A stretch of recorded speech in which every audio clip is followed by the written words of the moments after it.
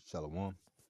First and foremost, I would like to give all praises to Yahweh, Bahashem, Yahweh Shai, Bahashem Ha, Rekakwadash Mama.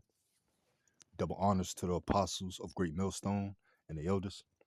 Double honors to my apostle as well, Aharawan Banyasha Allah of the Lions Den Camp here in Jacksonville, Florida. Salutations to the fellow Akim, Atwafium, and children, Bunyam, that believe in truth and sincerity. It's your brother Athan Allah back to you another lesson. And Yaharatazah is edifying. I just wanted to touch the topic as Trump had came out today with a news article. All right, it's a lot going on. Pretty much came out to the press talking about the U.S. Space Command headquarters is moving to Huntsville. I believe NASA already has a some form of a center or establishment in Alabama. All right, but as you can read, it says Redstone Arsenal in Huntsville has been selected as the permanent headquarters for U.S. Space Command. All right, and all this is preparing to fight against the Lord. Revelations 12:7. Right, this is the pride of Esau, to where the Lord has built that pride up of Esau, Edom, the nation of Edom, the so-called Caucasian race, to fight against them. All right, it's bringing them to the king of terrors. As you know, all right, America doesn't have a missile defense system, quote unquote, like an Iron Dome, like their the sister country, all right, of the state of Israel. All right, so this place is a sitting duck. So this is them strategically um, lining up and reorganizing their defense. It's called it. They're calling it a defense posture. All right, their defense stance. Right. Well, America's defense posture is weak. But it says Redstone Arsenal in Huntsville has been selected as the permanent headquarters for U.S. Space Command, making a major milestone in America's strategic defense posture. The decision announced by President Donald Trump follows a thorough, twice reviewed site selection process that confirmed Huntsville's ability to support the mission's long-term objective and national security priorities. All right, so they're worried and they're concerned about national security. All right, as you know, we're approaching the 9/11, right? The memorial, just past their folly day of Memorial Day. All right, and this place is getting ready to become a memorial. All right, endless smoke. All right, we're gonna be established in the kingdom, and this place will still be burning. All right, roughly paraphrasing, but it continues on. It says about 1,400 USS Space Com jobs will transition to Redstone Arsenal over the next 5 years. 1,400 is not a lot, all right, especially when it comes to the people and the government officials and stuff that's already in place. That's just Esau just getting a raise, moving on up, going into a different department. State and local partners have reaffirmed their original commitments made during the original 2020 site selection process. But this is one I wanted to point out that stood out to me, this little small paragraph. It says, this decision is not about what's best for Huntsville, right? So it's not for about the betterment of the people in that area, the city of Huntsville, the state of Alabama. It's about being mission focused, right? Because this place is a sitting duck and they're at war. Said Mayor Tommy Battle. The decision to locate U.S. Space Command at Redstone ensures our nation is prepared to meet growing challenges in space. You know, it's articles and talks about how there's 7,000 to 8,000 UFO, what we know to be the chariots hovering over, uh, hovering over Esau, wherever he's at, pretty much. So they're scared, man. All right. Esau is scared. He knows he has but a short time pertaining to Revelations chapter 12. All right, and we go get that. But it says Huntsville is ready with our experienced workforce, resilient infrastructure, and deep commitment to national defense. And what's crazy is I've been to Huntsville, Alabama before, right before entering the truth. It was either right before entering the truth or right after I was just a member in the truth in 2017. We had a hurricane that came down the pipeline of Florida, um, came across Jacksonville, Florida, and me and my children and my wife at the time, the mother, my kids and my children, and along with my mother and my sister, we went to Huntsville, Alabama. That's where we ended up getting out of the way of the storm. All right, and that's why I say it probably was right before me entering in the truth, because I probably wouldn't have did it in the truth. All right, like running away from a storm, stuff like that. But we ended up leaving, and it was for no reason. But we took the panhandle, um, you know, start seeing signs of Tennessee and all that stuff. And you're like, damn, Tennessee on the whole opposite side. But start seeing Tennessee and stuff like that. We ended up in Huntsville, Alabama. Um, and it's real hilly, rural area, real hilly, real dull city, really not much going on. Um, really slow. All right. You know, so it just still it stands out to me. All right. To where it's like not too much going on in that type of city. All right. So it's a perfect place for military operations. Madison County Commission Chairman Mac McCutcheon added, "This is a win for our region to our country. City, county, state, and federal partners have worked side by side to prepare for this opportunity. Now we're ready to welcome Space Command and help facilitate its long-term success." All right. So it's just, that was the point I wanted to get there. All right. The command headquarters, you can read for your own. All right. I want to get some scriptures I got lined up. And Yahweh says how this lesson is edifying. One of the first scriptures I want to get is the book of Matthew, chapter 24 and verse 6. Start at and get straight to the point. And it says, "And ye shall hear of wars and rumors of wars. See that ye be not troubled, for all these things must come to pass, but the end is not yet." Right. And that's what we're witnessing, the wars and rumors of wars. And this ultimately has to come to pass because it's that warning, it's that calling before destruction. Because it's evident that this place is getting ready to be destroyed. All right. It's evident that this place is at war. And it's all thus saith the Lord. Right. This is verse 7. "For nation shall rise against nation and kingdom against kingdom." Right. And that's what we got going on. All right. In the article, it says what their main, they're setting up these things mainly for their competitors, Russia and China. All right. It's all about global power. All right. For them. But it's all spiritually, it's all about the Lord gathering these nations, man, to judge them and deliver his people. The book of Joel, right? Chapter 2 and chapter 3, right? The valley of Jehoshaphat. The Lord is pleading with these nations, putting it in their minds to think that they're going to accomplish a plan. They're going to go to war and fight for something that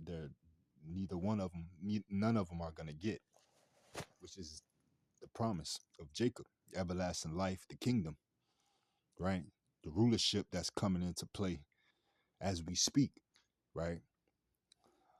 Under the stewardship of our Lord Yahweh Shai, King David, the 144,000 men, right? That's gonna be the government to come and that's gonna be established on the planet Earth. It's back in Matthew chapter 24 and verse 7. "For nation shall rise against nation and kingdom against kingdom," right? "And there shall be famines," right? That's what's got to come. That's why it's not completely utter war yet, right? We're waiting on what? The MOTB to be mandated. Famine, pestilence, right? And that's on the brink. You got a lot of places getting ready to shut down and close down. A lot of consolidation when it comes to these big corporations and fast food companies because they can't keep up. They can't foot the bill. All right. We're in different times. We're at the end of a thing. It says, "In the kingdom against kingdom, and there shall be famines and pestilences and earthquakes in diverse places, right?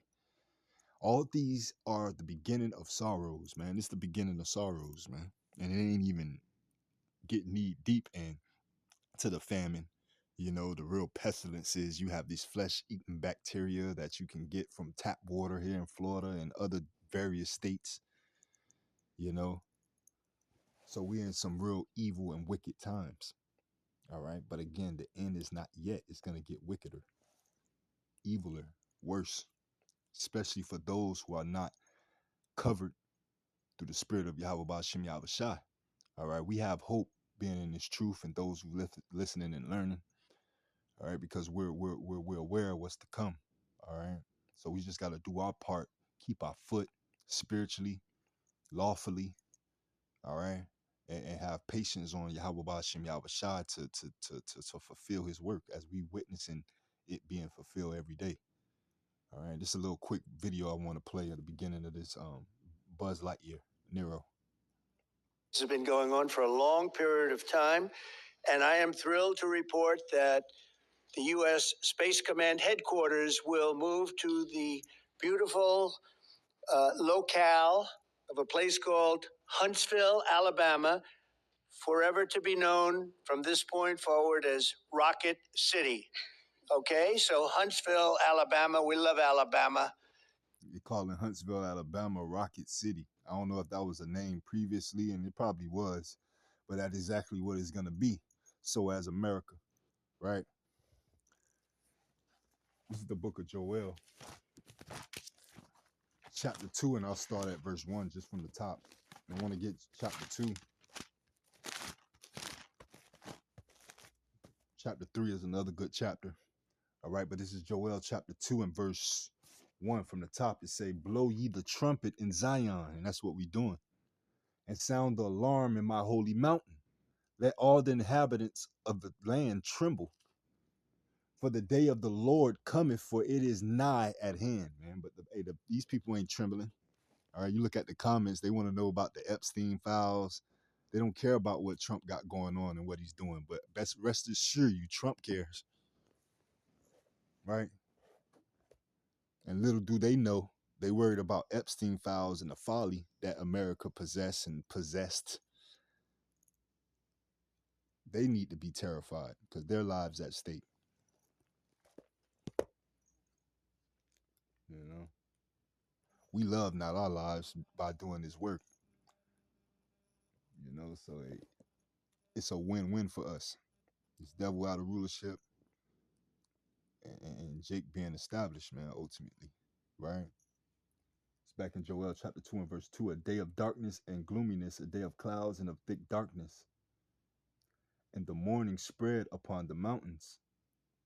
A great people and a strong, there have not been ever the like, neither shall be any more after it, even to the years of many generations, right? Because it's the last captivity. All right. Ain't nothing go top this. In the past captivities was bad, you know. But that lines up with what Jeremiah 30 and 7, Jacob's trouble, right? There's no time like it.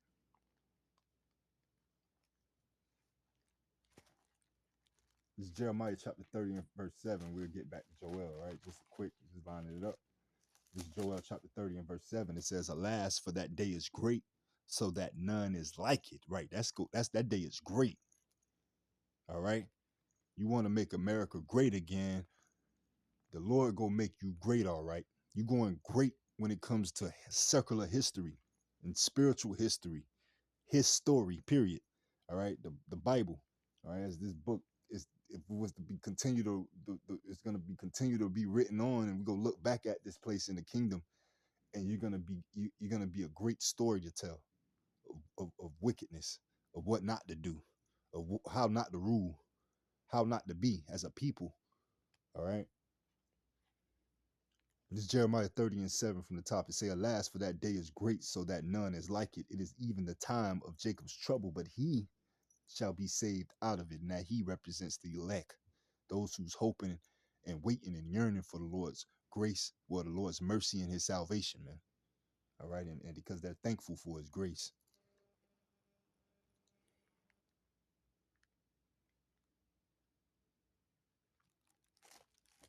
But it's back in Joel chapter 2 and verse 2. All right, I'm gonna start from the 2 in the top again just to get that point that lined up with Jeremiah 30 and 7. It says, a day of darkness and of gloominess, a day of clouds and of thick darkness, and the morning spread upon the mountains, a great people and a strong. There have not been ever the like, neither shall be any more after it, even to the years of many generations, man. Right. And it's speaking on a different time, but the times that we coming in now, when it comes to the Lord gathering up the heathen in the valley of Jehoshaphat, Yahweh Shaphat, valley of Ki, yeah, Yahweh Shaphat, right? The Lord's judgment, where he's going to plead with these nations, man. All right. And they all go turn around and try to fight him with with all they have, man. Their AI, their weapons, their drones, their satellites. And it's not going to be a match for the divine intervention for Yahweh Ba'ashim Yahweh Shai and the heavenly host. It's Joel chapter 2 and verse 3. A fire devoureth before them, and behind them a flame burneth. Right. After this is no more, you know. It's plentiful now, like the Garden of Eden. But once those missiles touch, this place is gonna be ground zero, like 9/11, like the towers. The whole state of Babylon is gonna be ground zero. It's gonna be surrounded by the Pacific, the Gulf, the waters, which is what gonna make this place a lake of fire. When the Lord denuclearized the earth, is all thus saith the Lord. But this is Joel chapter 2 and verse 3. A fire devoureth before them, and behind them a flame burneth. The land is as the Garden of Eden before them, and behind them a desolate wilderness, right? Before them, and behind them a desolate wilderness. Yeah, and nothing shall escape them, right? The appearance of them is as the appearance of horses, right? Representing power. And as horsemen, so shall they run, right? They go do what they supposed to do.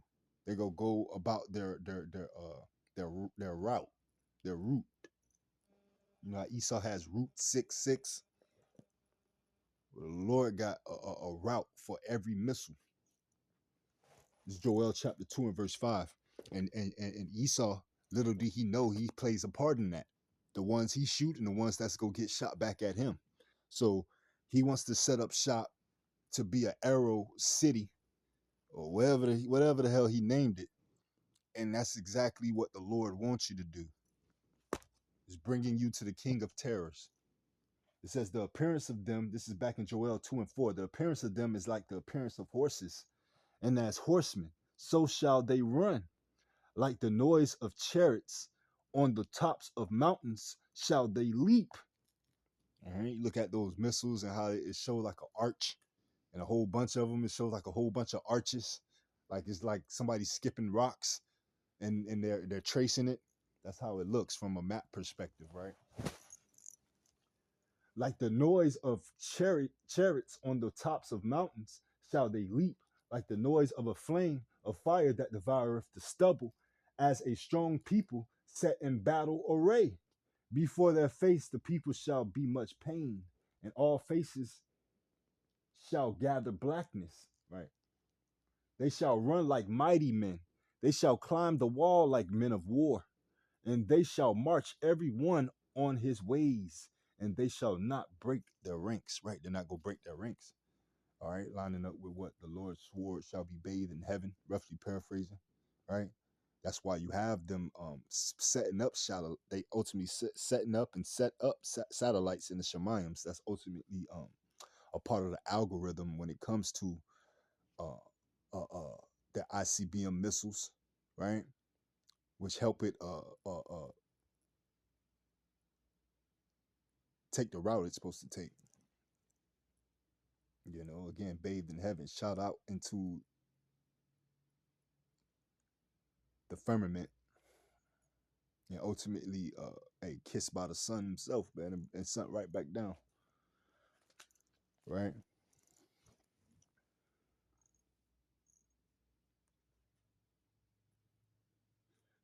So they're not gonna break their ranks. They're gonna go as designed. They're gonna travel as designed. They're not gonna be discombobulated to one done crashed and blew up because it hit another one. No, it's prophesied that 200,000 thousands, meaning 200 million ICBM missiles. All right, and the missile has many warheads. All right, so those 200,000 thousand, that 200 million warheads is gonna hit this place. All right, they're not gonna miss and not gonna hit each other. That's strategic. That's divine intervention. That's power from. That's not power from man. All right.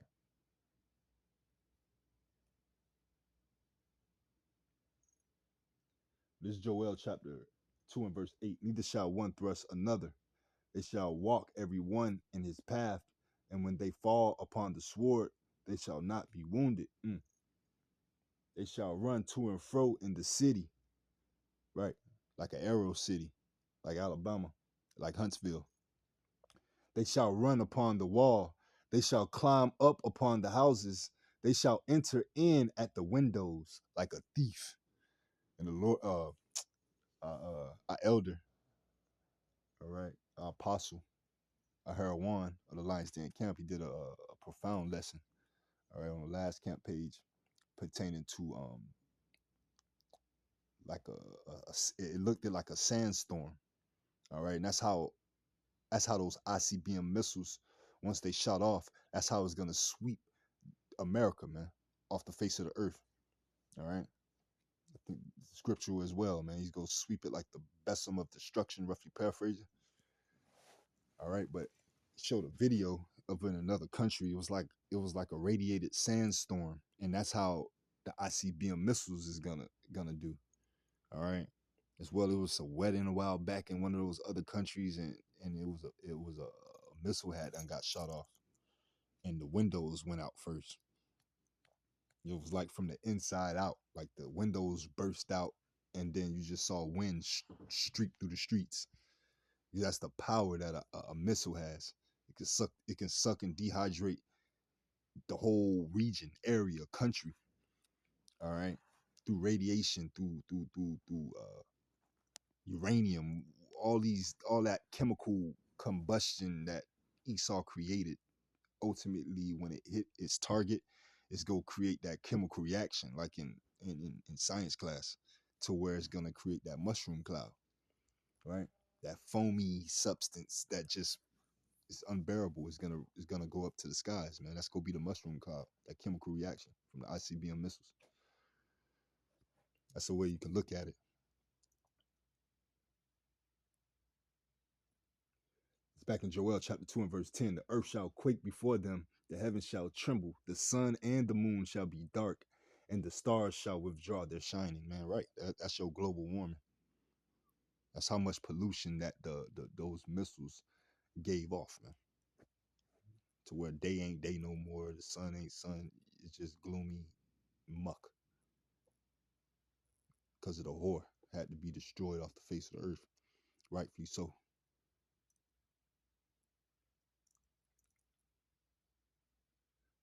It's Joel chapter 2 and verse 11. And the Lord, Yahweh Ba'Shem Yahushua, shall utter his voice before his army, for his camp is very great, for he is strong that executeth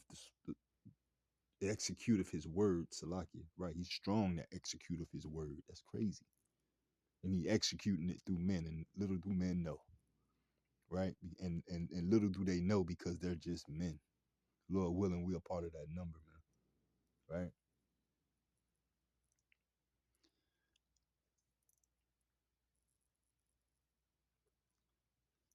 But I'll finish it out. This Joel chapter 2 and verse 11 from the top. And it says, and the Lord shall utter his voice before his army. Right? It's the Lord of Sabaoth we talking, right? Sabaoth meaning armies. For his camp is very great.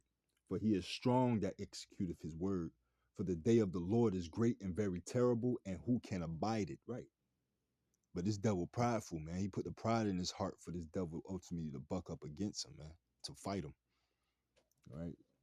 Verse 12, therefore also now saith the Lord Yahweh Ba'Shem Yahushua, turn ye even to me with all your heart and with fasting and with weeping and with mourning, man. That's for 2/3 of our people, man. But they can hear this alarm being sounded off, and they just not go return because it's not in their lot to. But Shalom, Habatha, and DTA until the next one.